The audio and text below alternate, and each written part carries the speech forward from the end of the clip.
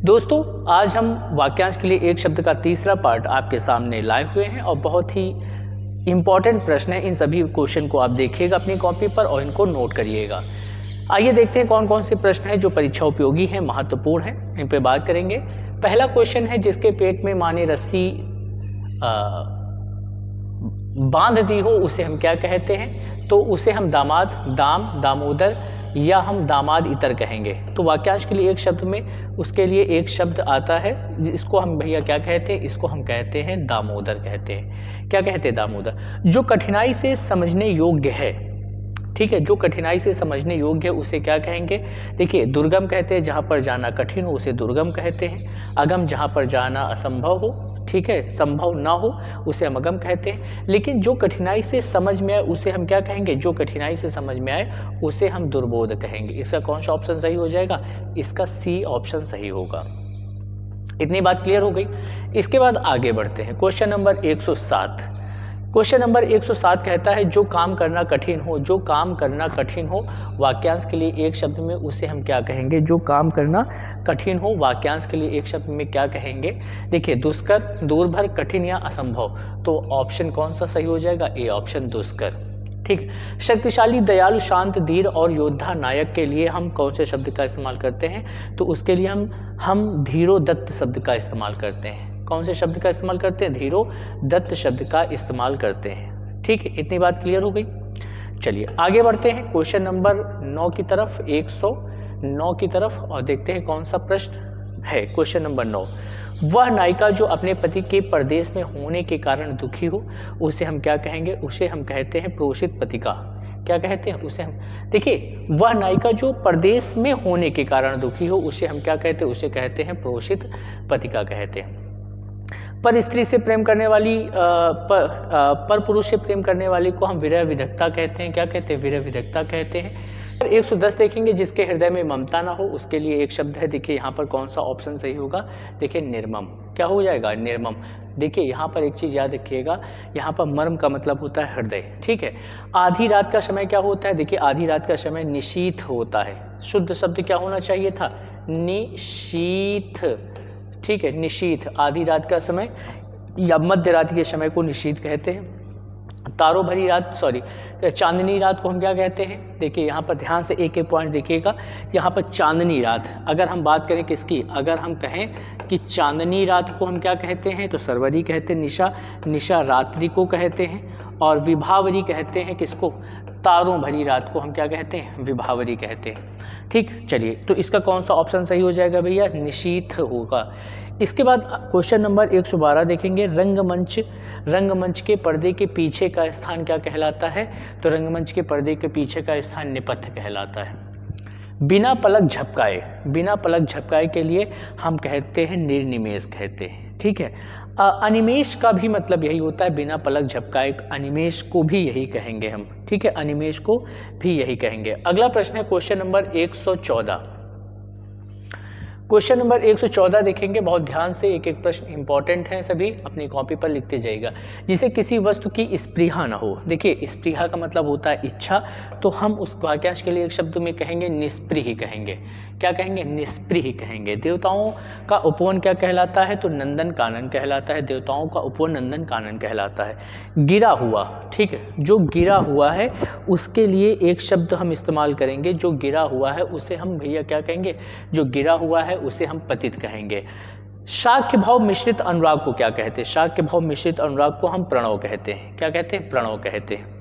इसके बाद आगे बढ़ेंगे। क्वेश्चन नंबर 118 है, खाद्य सामग्री जो यात्रा के समय रास्ते में उपयोग के लिए दी जाती है उसे हम पाथेय कहते हैं। जो कम खाता है उसे स्वल्पाहार कहते हैं। पथ्य का मतलब रास्ता होता है। सवाल जवाब, बहस, हुज्जत या दिए हुए उत्तर पर उत्तर के लिए उत्तर के बदले उत्तर को हम क्या कहते हैं भैया? उत्तर के बदले हम उत्तर को प्रत्युत्तर कहते हैं। क्या कहते हैं? प्रत्युत्तर कहते हैं। चलिए क्वेश्चन नंबर 119 हो गया। क्वेश्चन नंबर 120 और क्वेश्चन नंबर 121 एक साथ दो देखेंगे। जो पृथ्वी से संबंध है उसे हम क्या कहेंगे? जो पृथ्वी से संबंधित है उसे पार्थिव कहते हैं। जो पृथ्वी से संबंधित है उसे हम क्या कहेंगे? उसे हम पार्थिव कहेंगे, है ना। जो भूगोल, जो भू से संबंधित है उसे हम भूगोलीय कहेंगे। जो ज्ञात इतिहास से पहले का हो उसे प्रागैतिहासिक कहते हैं। जो ज्ञात इतिहास से पहले का है उसे हम प्रागैतिहासिक कहते हैं। अर्वाचीन का मतलब होता है नया। क्या होता है? अर्वाचीन का मतलब क्या होता है? नया होता है। इसका अपोजिट हो जाएगा प्राचीन। ठीक है। प्रत्युत्पन्नमति, जो बिना जो तत्काल सोच समझकर उत्तर देता है उसे हम क्या कहते हैं? जो तुरंत सोचकर उत्तर दे उसे हम प्रत्युत्पन्नमति कहते हैं। क्या कहते हैं? प्रत्युत्पन्नमति कहते हैं। क्वेश्चन नंबर 123 देख लेंगे। सभी प्रश्न बहुत इंपॉर्टेंट हैं। क्वेश्चन नंबर 100, प्रज्ञाचक्षु, वाक्यांश के लिए एक शब्द है प्रज्ञाचक्षु। बुद्धि जिसका नेत्र हो उसे हम क्या कहेंगे? प्रज्ञाचक्षु कहते हैं। खाने की इच्छा, खाने की इच्छा देखिए यहाँ पर बुभुक्षा कहलाती है ना। अभी कुछ दिन पहले हमने ढेर सारी इच्छाएं हमने आपको बताई थी, उसका एक शॉर्ट वीडियो भी हमने आपको बना के डाला है। आप शॉर्ट वीडियो देखिएगा और बहुत आपको अच्छा लगेगा वो। ठीक है, सारी इच्छाओं का हमने एक बना के डाल दिया था। मोक्ष की इच्छा, खाने की इच्छा, जीने की इच्छा, पीने की इच्छा, खाने की इच्छा, युद्ध की इच्छा, निरंतर ऊपर उठने की इच्छा, ये सारे ढेर सारे वीडियो हमने बना के डाल दिए। जो पहले था पर अब नहीं है उसके लिए एक शब्द, जो पहले था अब नहीं है, जो पहले था अब नहीं है उसके लिए एक शब्द, अंत्यस्थ होगा नहीं, भूतपूर्व, ठीक है, पूर्वज ये भी नहीं होगा, अनागत होगा। क्वेश्चन नंबर 125, चलिए देखिएगा, कमेंट बॉक्स में मैसेज करिएगा और जल्दी से इसका आंसर भी आपको दीजिएगा। ठीक है, चलिए, अंत्यज तो होगा नहीं, अनागत तो होगा नहीं, भूतपूर्व कहेंगे, उसे क्या कहेंगे? उसे हम भूतपूर्व कहेंगे। जो मोक्ष चाहता हो, है ना, जो मोक्ष चाहता हो उसके लिए क्या, वाक्यांश के लिए एक शब्द क्या होना चाहिए? जो मोक्ष चाहता हो। देखिए, जो मोक्ष की इच्छा, मोक्ष की इच्छा मुमुक्षा होता है, लेकिन मोक्ष की इच्छा रखने वाला मुमुक्षु होता है ना। तो यहाँ पर देखिए मुमुक्ष, ये तो गलत है शब्द, ये भी गलत है ना, ये भी गलत है। तो ये वाला ऑप्शन इसका क्या होगा? सही हो जाएगा।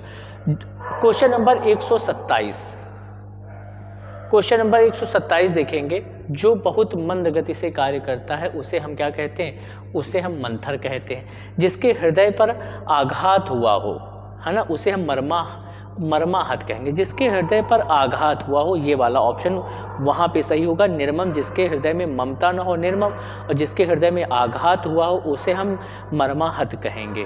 ठीक है, चलिए क्वेश्चन नंबर 129 देखिएगा। क्वेश्चन नंबर 129 क्या कहता है? निम्नलिखित शब्द का अर्थ बताइए। युत्सु, है ना, युद्ध की इच्छा रखने वाले को हम क्या कहते हैं? युद्ध की इच्छा रखने वाले को युत्सु कहते हैं। क्या कहते हैं? युत्सु कहते हैं।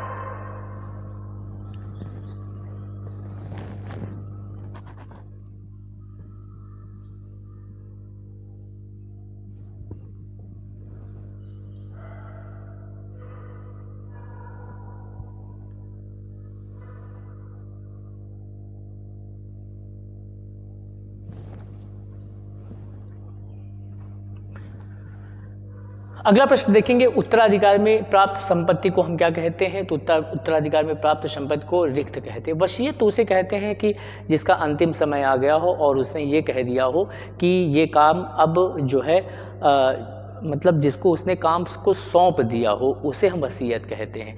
अपनी जायदाद जिसने अपनी किसी को सौंप दी हो उसे हम वसीयत कहते हैं। क्वेश्चन नंबर 130 हो गया। क्वेश्चन नंबर 131 देखेंगे। जिसने संसार के प्रति मोह ना रहा हो, जिसे संसार के प्रति मोह ना रहा हो उसे हम क्या कहेंगे? वीतरागी, शीतरागी, रागी, या उसे हम क्या कहेंगे? उसे हम वीतरागी कहेंगे। ठीक है, अनुरागी का मतलब होता है जिसको संसार के प्रति लगाव हो, अनुराग का मतलब इच्छा रखता हो। क्वेश्चन नंबर 131 हो गया। क्वेश्चन नंबर 100 देखेंगे। क्वेश्चन नंबर 132, है ना, वीरपुत्र को जन्म देने वाली, वीरपुत्र को जन्म देने वाली स्त्री को वीर प्रशु कहते हैं। जिस स्त्री की पति के साथ नहीं, जिस पुरुष की पत्नी साथ नहीं होती है उसे वी पत्नी कहते हैं। उसे क्या कहते हैं? उसे हम भैया वी पत्नी कहते हैं। इसके बाद क्वेश्चन नंबर 133 हो गया। क्वेश्चन नंबर 134 देखेंगे। पश्चिम और पूरब की दिशाओं के मध्य को क्या कहते हैं? तो यहाँ पर देखिए पश्चिम और उत्तर, है ना, पश्चिम और उत्तर की दिशा की बात करेंगे। ये है आपका पश्चिम और ये उत्तर है, तो वायव्य हो जाएगा।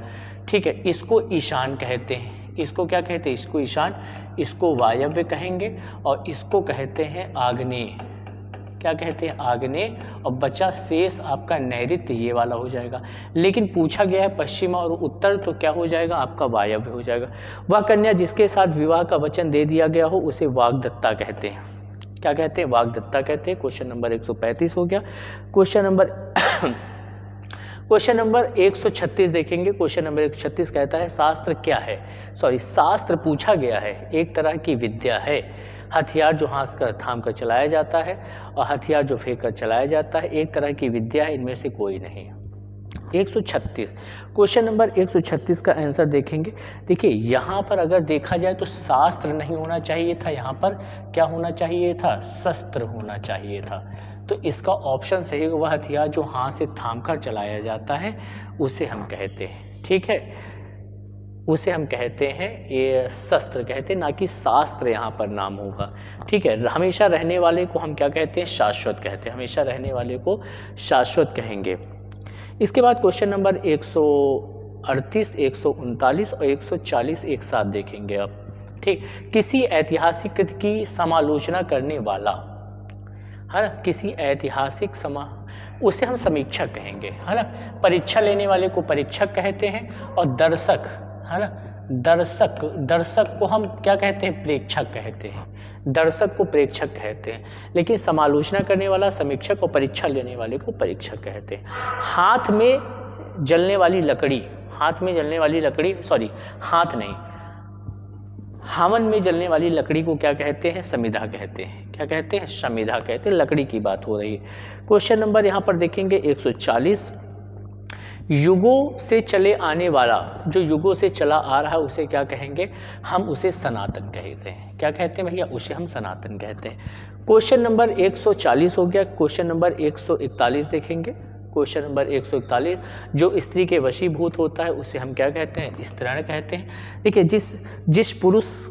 जिस पुरुष की सकल स्त्री की तरह उसे स्त्रीण कहेंगे, जो स्त्री की तरह व्यवहार करता है उसे भी हम स्त्रीण कहेंगे, जो स्त्री के वशीभूत है उसे भी हम स्त्रीण कहेंगे। दीन दुखियों को भोजन कराने वाले को हम सदाव्रत कहते हैं। क्या कहते हैं, सदाव्रत कहते हैं।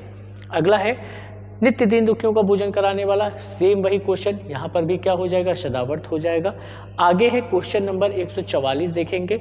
सद्या स्नाता शब्द किसके लिए है, जिसने अभी अभी क्या किया हो, जिसने अभी अभी स्नान किया हो, उसके लिए हम इन शब्दों का इस्तेमाल करते हैं, सद्या या स्नाता शब्द का इस्तेमाल करते हैं।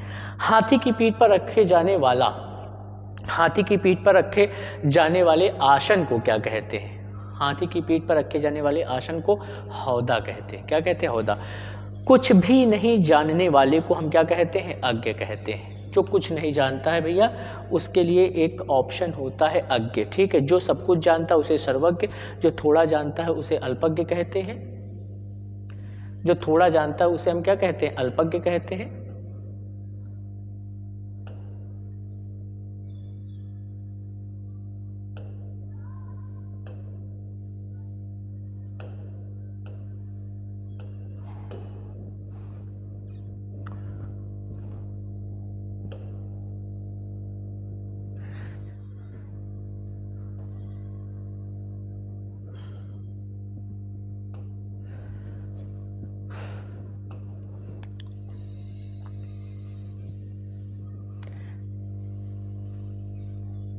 इसके बाद उपकार को ना मानने वाले को क्या कहते हैं, उपकार को ना मानने वाले को कृतज्ञ कहते हैं, उपकार को मानने वाले को कृतज्ञ कहते हैं। दूसरे लोग से संबंधित वाक्यांश, जो दूसरे लोग से संबंधित है उसे हम क्या कहते हैं, उसे हम कहते हैं पारलौकिक कहते हैं। जो इस लोक से संबंधित है उसे इहलोक कहते हैं। अनंग शब्द का अगला है 149, क्वेश्चन नंबर 149, 150 एक साथ दो देख लीजिएगा। यहाँ पर है अनंग। अनंग का मतलब होता है बिना शरीर का, ठीक है। वह हथियार जो हाथ से थाम कर चलाया जाता है उसे हम क्या कहते हैं, जो हाथ से थाम कर चलाया जाता है उसे हम शस्त्र कहते हैं। जो फेंक कर चलाया जाता है उसे हम क्या कहते हैं, अस्त्र कहते हैं। जो फेंक कर चलाया जाता है उसे हम अस्त्र कहते हैं। क्वेश्चन नंबर 158 तक क्वेश्चन है इसमें, और हम लोग पहुंच चुके हैं क्वेश्चन नंबर 151 में। ठीक है। 151, 152, 172 देखेंगे। वाक्यांश के लिए एक शब्द के संदर्भ में असंगत चुनिए। असंगत चुनना है आपको। जिसे क्रय किया जाए उसे क्रीत कहते हैं, ये सही है। असंगत चुनना है भैया, ठीक है। क्या चुनना है आपको? असंगत चुनना है। जिसका हाथ बहुत तेज चलता है उसे क्षिप्रहस्त कहते हैं, ये भी सही है। जो कृत्रिम वेश धारण कर लेता है उसे चमी कहते हैं। सुंदर और लंबे वाली स्त्री को हम केशनी कहते हैं, ना कि विकेशनी कहते हैं। तो यही वाला ऑप्शन आपका क्या है? यही ऑप्शन गलत है, यही आपका सही होगा। उसको केशनी कहते हैं। वाक्यांश के लिए एक शब्द में सही विकल्प का चयन कीजिए जिसके द्वारा ईर्ष्या की गई हो। ईशान, ये तो गलत है, यही गलत है। सही विकल्प का चयन करना है आपको, है ना। उससे हम ईशान, ये ईशान तो हम, ये गलत है भाई, है ना। ईशान गलत है। ईशान तो हम कहते हैं उत्तर और पूर्व के मध्य की दिशा को। दोनों पक्ष में जो क्या हो, जिसकी दोनों पक्षों में निष्ठा हो, उभयनिष्ठ, भैया यही सही है। कौन सा ऑप्शन सही हो जाएगा इसका? बी, ठीक। बाकी सारे, जो ऊंचे कुल में जन्म लेता है उसे कुलीन कहते हैं। जो छाती के पे चलता है उसे हम क्या कहते हैं? उरंग कहते हैं, ठीक है। क्वेश्चन नंबर 153, नपे तुले शब्दों में अपनी जो बात कहे, है ना, नपे तुले शब्दों में अपनी जो बात कहे उसे हम मितभाषी कहते हैं। मीठा बोलने वाला, या कम कह सकते हो, कम बात करने वाला मितभाषी होता है, अल्पभाषी होता है। जो स्त्री मीठा बोलती है उसे मृदुभाषी कहते हैं। शतावधानी का शब्द का जो 100 बात एक साथ याद रख सकता है उसे शतावधानी कहते हैं, ठीक है। क्वेश्चन नंबर 154 हो गया। क्वेश्चन नंबर 155 और 156 एक साथ दो देखेंगे। न्याय शास्त्र के ज्ञाता को क्या कहते हैं? न्यायिक कहेंगे। क्या कहेंगे? न्यायिक। अनुश्रुति, अनुश्रुति का मतलब परंपरा से चली आ रही बात को हम क्या कहते हैं? अनुश्रुति कहते हैं। क्वेश्चन नंबर 157 और 58 देख लेंगे, यहाँ से फिर आपका खत्म हो जाएगा। उपत्यका का मतलब देख लेंगे, पहाड़ के नीचे की समतल भूमि को। सी ऑप्शन सही होगा इसका, वो तो आपको पता ही है। उपत्यका का मतलब होता है पहाड़ के नीचे समतल भूमि, तलहटी को कहते हैं, या पहाड़ के पास की भूमि को कहते हैं, ठीक है। जो ज्ञानेंद्रियों की पहुंच से बाहर हो, जो ज्ञानेंद्रियों की पहुंच से बाहर हो उसे हम क्या कहेंगे? अतीन्द्रिय, इंद्रिगोचर, इंद्रिय। ये क्वेश्चन नंबर 158। क्वेश्चन नंबर 158 का आप फटाक से आंसर बताएंगे क्या होगा, ठीक है। जो ज्ञानेंद्रियों की पहुंच से बाहर उसे अतीन्द्रिय कहते हैं। तो दोस्तों, आपको ये वीडियो कैसा लगा कमेंट बॉक्स में मैसेज करके ज़रूर से ज़रूर बताइएगा। और मिलेगा आपको वाक्यांश के लिए एक शब्द का चौथा पार्ट, जो इसके बाद आपको मिलेगा। मिलते हैं एक नए वीडियो के साथ। अगर आपने अभी तक हमारे चैनल को सब्सक्राइब नहीं किया है तो चैनल को सब्सक्राइब कर लें, शेयर करें। मिलते हैं एक नए वीडियो के साथ, तब तक के लिए जय हिंद, जय भारत।